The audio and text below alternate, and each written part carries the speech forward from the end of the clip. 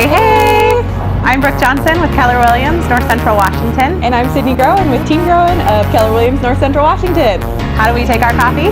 Very, very seriously. That's why we're here today at J5 Coffee in downtown Leavenworth. J5 just started with a love that my wife and I had for coffee and an interest in kind of bringing that to Leavenworth. So we started with fresh roasted coffee in small batches at a farmer's market. We feel like the coffee that we drink matters, and so we wanted to provide a good product, just a good product for people. And then we had a chance to open the store up a few years later. We start creating craft drinks, and what matters to the people that come in and enjoy it, and it matters to the farmers and those who grow it. So we want to kind of honor both ends of that spectrum, but primarily serving people here in town as they come to, whether they live here in town as locals or they're coming here on vacation. We use a couple different sources. We get a lot of information about the crops themselves, the farms, what the co-ops or organizations that are in these communities are doing to better and improve the lives of those people. So all of our coffees have some element of a story behind them in general. What do you call bad coffee? Espresso.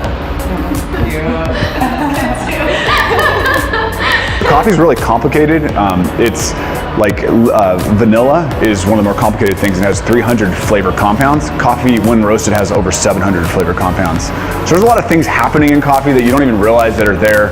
And, you don't always enjoy every bit of it, but yeah, basically coffee roasting is a caramelization of sugar and then giving it a little bit of time for the coffee to degas, and then there's all these aromatic flavors. And that stuff dissipates. So that's why we say fresh roasted coffee tastes better, because when once those gases or those flavors, those aromatic flavors are made, when they're in the bean, they'll sit around there for a couple weeks. So it's somewhere, and then after that it starts going flat. And what you'll notice maybe on really fresh coffee is that the flavors will actually linger on your palate a lot longer. And so you may have a sip of, like, especially when it comes to black coffee or something like that, or a shot of espresso, it'll sit there and linger on your palate for a long time.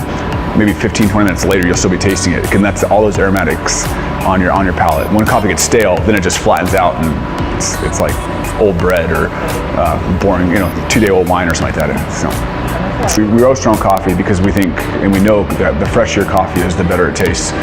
And so we want to control that process along with everything else. So, but fresh coffee just tastes better. So.